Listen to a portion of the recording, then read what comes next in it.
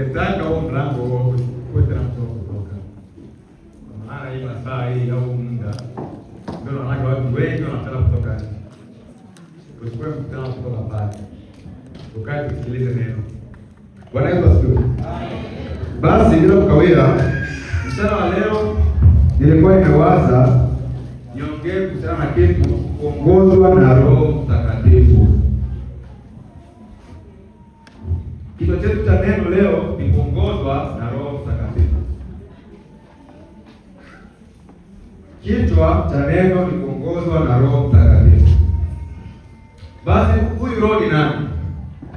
Roho kwanza ni nini? Tuangalie Roho ni nini. Roho kuko namna mbili ya kutafsiri Roho. Kwa hali ya kawaida na kuna hali ya kiroho. Hizo zote njia ni za kutafsiri Roho ni nini. Tuangalie kwa hali ya kawaida. Roho ni kifaa ambacho kinatumika kwa kutia mwanadamu awe na uhai. Ni kama gari. Tukiangalia gari, roho ya gari ni engine. Gari kikosa engine, ile gari inakwenda kwa imekufa. Mnaweza mtakuwa zingine sehemu zote, lakini kama ile engine ni nzima, yaani ile gari bado gari na uzima. Na ndio vile vile kwa wanadamu. Wanadamu anaweza kukosa mkono, labda akakosa mguu, akakosa chochote katika mwili, lakini roho kama haifanyi kazi, ule mtu atakuwa na kwani amekufa. Hiyo ni katika hali ya kawaida. Kwa mwanadamu kuishi pale ndio roho inafanya kazi. Roho ikishakata kufanya kazi, huyo mtu anakwenda kuwa ni amekufa. Bwana Yesu asifiwe. Ndivyo ilivyo. Basi tuangalie katika roho ya kiroho. Katika ngambo ya kiroho, roho ni nini? Roho katika ngambo ya kiroho inafanya kazi kama roho ndio sehemu kama kituo cha mwanadamu ambapo kunatoka mawazo, ambapo ndio kunazaliwa kila kitu ambacho mtu anataka kufanya nje kinazaliwa katika roho. Na ndio maana tukiona kwa mfano mtu akimnyima mwenzake kitu, watu wanakuwa wanakimbilia kusema ule mtu anakuwa na roho mbaya. Inamaanisha kitu gani? Kile kitu amefanya, kile kitendo kimekwenda kuzaliwa katika moyo, alafu moyo ukatuma katika akili, na akili nayo ikawaza, alafu ndio ikakia kutokea katika matendo. Sasa naona, kwa hiyo katika hii neno letu la leo la kusema kuongozwa na Roho Mtakatifu, nitakwenda kuongelea mambo mawili. Kwa maana katika roho tuko na mambo mawili. Kuna roho ya shetani na roho ya Mungu. Hakuna mengine, hizo mbili. Ni hizo kuna mgomo na roho wa Mungu au kuna mgomo na roho ya shetani. Sasa hapo tutakwenda kuongelea leo. Tutakwenda kuongelea watu wa namna gani ambao wanaongozwa na roho wa Mungu na watu wa namna gani ambao wanaongozwa na roho ya shetani. Na kitu cha ajabu sana ni kwamba katika kanisa leo walio wengi wanakuwa wanaingia, wanazita wa Kristo, wanaimba, labda wanahubiri, labda wanafanya huduma tofauti. Wanajita ni watu ambao wamesimama sana katika neno, na kumbe wanaongozwa na roho ya shetani na wako katika kanisa leo. Wakristo wengi wa leo wako hivyo. Katika mambo yetu mawili, basi tutaanza, tusipoteze muda, tutaanza na watu ambao wanaongozwa na roho ya Mungu. Ningetaka tusome katika kitabu cha Warumi mstari wa 8 sura ya 14. Tusije na tuambie. Sura ya 8. Warumi 8 mstari wa 14. Tunasoma Warumi 8 mstari wa 14 inasema, kwa kuwa wote wanaoongozwa na roho wa Mungu, hao ndio wana wa Mungu. Bwana Yesu asifiwe. Amen. Kwa kuwa wote wanaoongozwa na roho wa Mungu, hao ndio wana wa Mungu. Wote wanaoongozwa na roho wa Mungu ndio wana wa Mungu. Nikiangalia asilimia mingi ya Wakristo wa leo, roho wa Mungu haonekani ndani yao. Haonekani kama wanaongozwa na roho wa Mungu. Tunajua matendo yao. Mambo siku ya Mungu. Ikifika siku ya Mungu ndio tunamwona hapa ni Kristo. Akitoka hapa kuanzia ile Monday mpaka Saturday inakuwa ni mengine kabisa. Hawapo wana wa Mungu. Wote wanaoongozwa na Roho wa Mungu ndio wana wa Mungu. Wote wanaoongozwa na Roho wa Mungu hao ndio wana wa Mungu. Wewe uko na ngozo na Roho gani? Ndugu yangu ile Maria, ujiulize, wewe uko na ngozo na Roho gani? Na kizuri ni kwamba kila mtu anataka na yeye hizi. Kama anafanya mema, kama anafanya mabaya, kila mtu anajitambua mwenyewe. Na Mungu anamtambua pia. Usiku wa leo, mchana wa leo, ujiulize sana, unaongozwa na Roho gani? Na ukitaka kugundua sio roho ambayo inatoka kwa Mungu, anza maombi. Anza kukesha. Kwa maana mitume walikwenda kukesha kwa maombi, wakipiga magoti, wakiomba, tunakomboleza hiyo roho ipate kutuma kwao. Bwana Yesu asifiwe. Amen. Bwana apewe sifa. Amen. Huko unaongozwa na Roho gani? Tuangalie kitabu cha pili. Tuangalie Yohana 14 mstari wa 26. Yohana 14 mstari wa 26.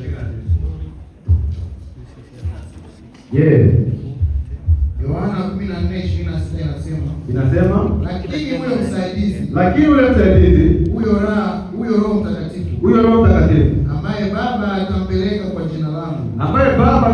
jina langu, atawafundisha yote, na kuwakumbusha yote niliyowaambia. Nani ambaye anashakukuta Roho Mtakatifu ambaye Yesu alikufundisha? Wale wengi wamekuwa wagumu kuingia katika Biblia, waende wajue Biblia inasema nini. Wakristo wengi wa leo ukimuuliza tu, nipatie basi verse moja ya Biblia unajua. Inakuwa ni vigumu. Kwa sababu gani? Ule roho hafanyi kazi ndani yao. Roho ameshindia. Roho amekufa. Roho hana nguvu ndani yako. Ndio maana hata ile nafasi hata dakika 2 ya kusoma tatu neno moja tu na ushuke na hiyo siku nzima, unakuwa shindwa. Na bado unajitafuta. Na bado unajitafuta mwana wa Mungu. Maandiko yanakuambia yeye ambaye anaongozwa na Roho wa Mungu, huyo ndio mwana wa Mungu. Na wengine wanafikiria ni batizo wale kila mtu katika maji na kutoka tayari ndio mwana wa Mungu imeisha. Hapana, unajidanganya. Ule ambaye anaongozwa na Roho wa Mungu, ule ambaye Roho wa Mungu ndiye anamfundisha na kumuonesha yale yote ambayo Yesu alikuwa anakumfundisha na hata kama kuyapata katika Biblia, huyo ndio mwana wa Mungu.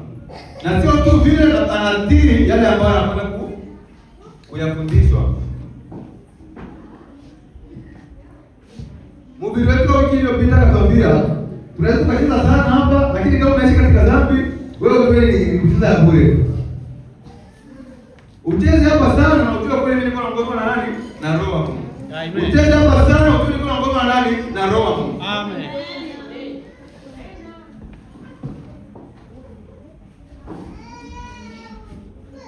Usikui mahali hapa, unafanya huduma nyingi na kumbe roho yako bado sana. Ni afadhali unaacha.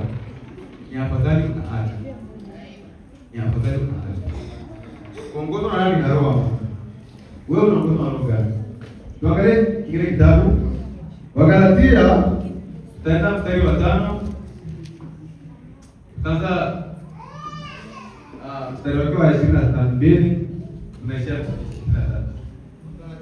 Wagalatia 5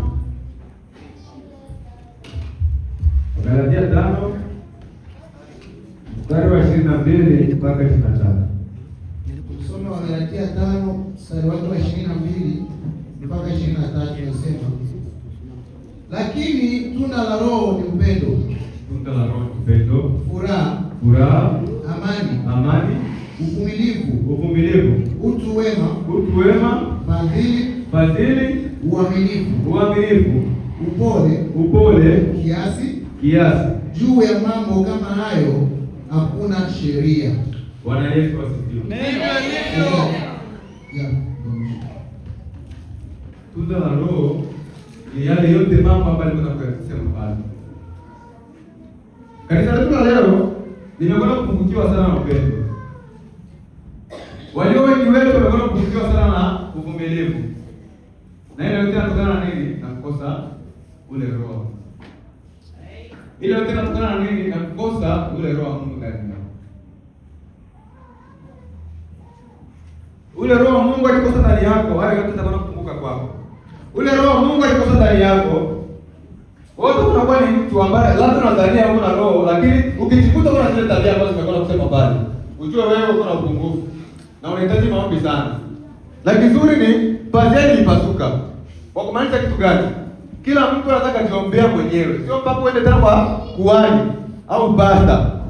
Ni wewe mwenyewe na roho yako unakaa magoti, unamwambia Mungu nisamehe. Nyoosha roho yangu. Geuza moyo wangu.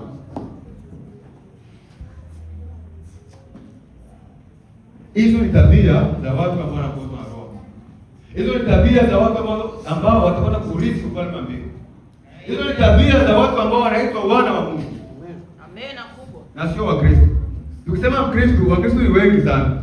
Lakini katika hao Wakristo kuna ambao sio Wakristo ambao wanamwamini Kristo. Wanasema tu neno Kristo. Mimi ni Mkristo. Mimi ni Mkristo.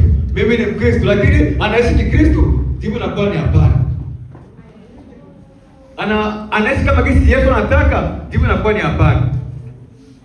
Lakini anajiita nani? Mimi ni Mkristo. Mimi ni Mkristo. Mimi namwamini Yesu. Mimi namwamini Yesu. Mimi ni Yesu tu. Hakuna mwingine lakini ni Yesu tu. Hakuna mwingine lakini ni Yesu tu. Amen. Huyo Yesu mnamsema kila siku ndio ambao nafuata kweli? Tunataka kuona ni hapana. Huruma. Bwana Yesu atupe. Huruma. Atupe. Ujite Mkristo na unakuwa na uhakika uko Mkristo wa kweli. Hapana Mkristo wa jina. Hapana Mkristo wa siku ya Mungu, hapana. Wewe siku ya Mungu tunakuwa mbio kuje tunatazama sana baba. Lakini kila mtu anajua yake baada ya hapo tunafanya nini? Tunatazama sana. Tusikutu wanafiki, tunatazama sana. Je, ndio mtu tunatenda leo kisiku tunaishi kwa nje? Hiyo ndio swali. Mungu anajali na mtu ambaye anatii sheria zake. Hapana mtu unamchezea na utii sheria. Unaweza kucheza sana kama utii sheria zake, wewe utatupa kule katika ziwa la moto. Ule mtu ambaye anasikia sheria za Mungu na anazitii, huyo ndio mwana wa Mungu. Huyo ndio Mungu anapenda. Amen. Bwana Yesu asifiwe. Kwa tuangalie watu ambao wanaongozwa na roho ya pili, ambao ni roho ya Shetani. Ambao katika hao kuna watu ambao wanajiita Wakristo, katika hao kuna watu ambao wanajiita wao wanaamini Yesu. Na katika hao kuna watu ambao wanasema mimi nilifanya hivi kwa jina la Yesu, mimi nikafanya vile. Lakini bado Yesu hawatambui. Tuangalie kitabu cha Wagalatia tena. Itakuwa 5 mstari wa 20 mpaka 21. Wagalatia 5 20 mpaka 21. Tusome Wagalatia 5 kuanzia 20 mpaka 21. Inasema ibada ya sanamu, uchawi, uadui. Subiria kwa taratibu. Uchawi, uadui. Unakuwa mtu ambacho nimejaribu kujua. Mimi nilikuwa nasikiaga eti Ulaya kuna wachawi. Lakini kama mpaka nimekaribuni nimesikia stori za wachawi sana siku Ulaya.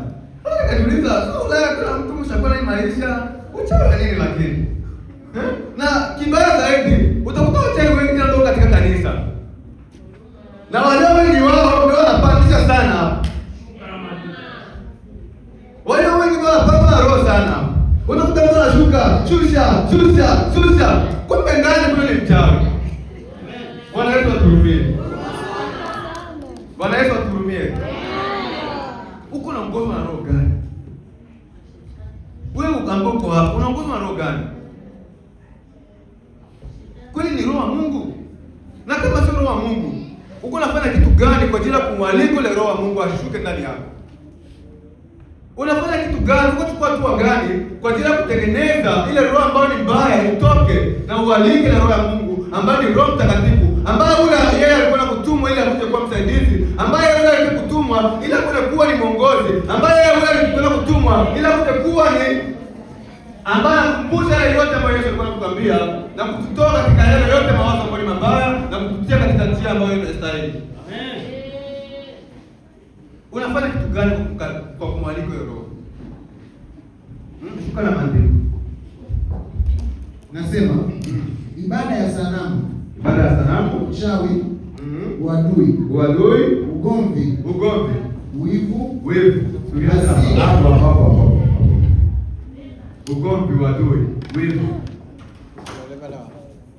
Wale wengi wetu leo hizi sehemu mbili za wivu na uadui ndio vinasumbua wale wengi.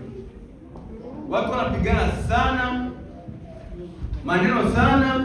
Utakuta sehemu katika kundi watu wawili watatu, alimaliza wiki 2-3 hakutatoka maneno mabaya. Kweli Mungu mnaongozwa na roho kweli? Na unaona uko vizuri kweli? Maneno sana, kutukanana sana, kupigana sana. Ukiona mtu anapata gari kazuri, wivu, angekuwa ni no. Shukuru kile ambacho uko nacho. Uko mwanzo kile ambacho uko nacho. Uko mtu kule ambaye yeye hata kupata kiatu ni vigumu. Lakini wewe umepata kiatu, umepata nguo, unataka uwe na gari mbili, unataka uwe na ambio. No. Watu wanapewa karama tofauti. Na kila mtu anataka asimamie kwa karama yao.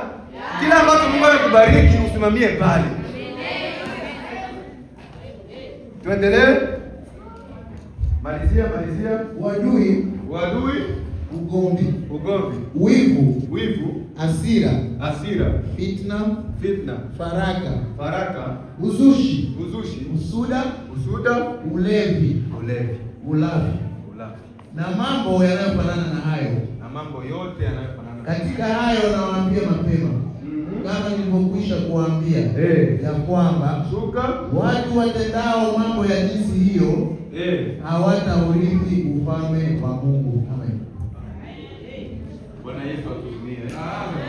Maandiko yanatuambia watu ambao wanafanya matendo kama yale, ufalme wa Mungu sio wao. Yeyote ambaye anajijua hapo anaishi katika ile maisha na hapo na furaha kuishi vile, ufalme wa Mungu sio wa kwake. Ufalme wa Mungu sio wa mtu kama huyo. Na naamini na niko na imani tuko nao hapa. Wako wengi huko.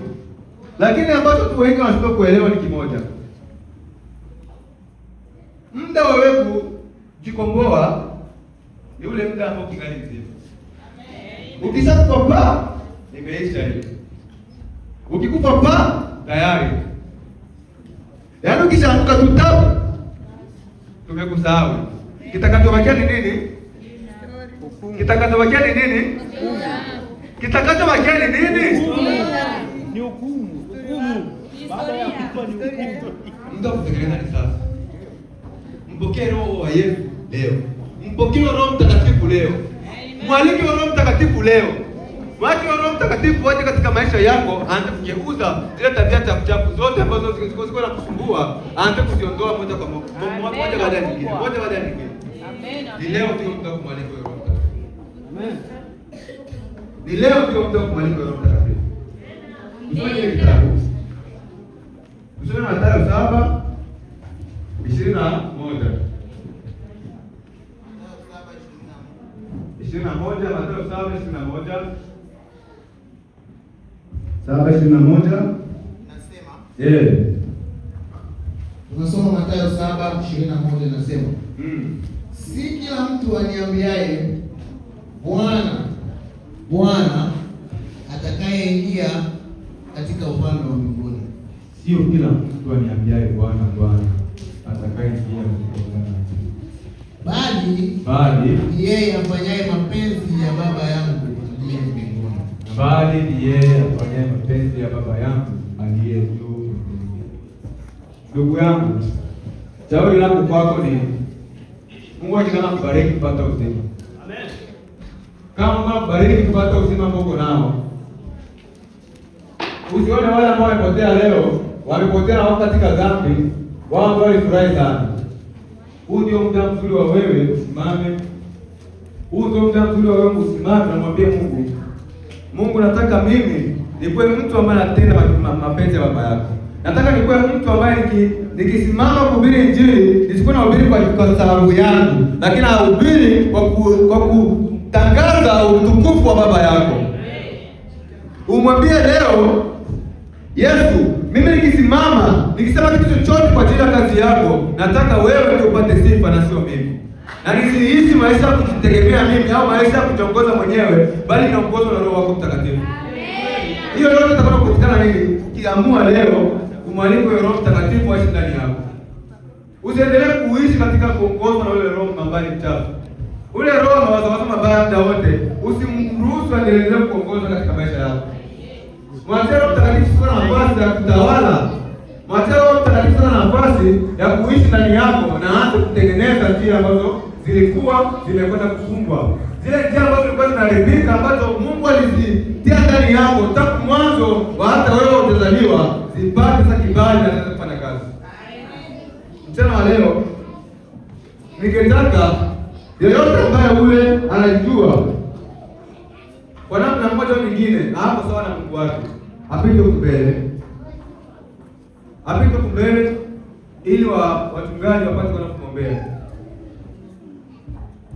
Yeyote ambaye anajua yeye ule Roho Mtakatifu hana ndani yake, asimame pale ambapo alipo, asitapita hapa mbele, wachungaji wamtie mikononi mwa Mungu.